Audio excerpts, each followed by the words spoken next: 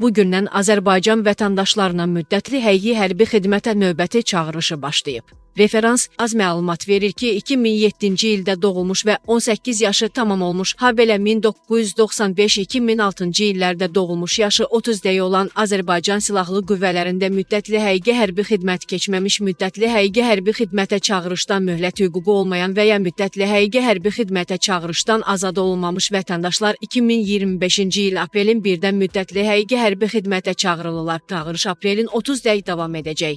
Əlavə edək ki, Prezident İlham Əliyev fevralın 14-də Azərbaycan vətəndaşlarının 2025-ci il aprelin 1-dən 30 dəyə müddətli həqiqi hərbi xidmətə çağırılması və müddətli həqiqi hərbi xidmət hərbi qulluqçularının ehtiyata buraxılması barəsində sərəncam imzalayıb. Sərəncama əsasən hərbi vəzifə və hərbi xidmət haqqında qanunun müvafiq maddəsində nəzərdə tutulmuş xidmət müddətini keçmiş müddətli həqiqi hərbi xidmət hərbi qulluqçulara aprelin 1-dən 30 dəyə ehtiyata buraxılırlar.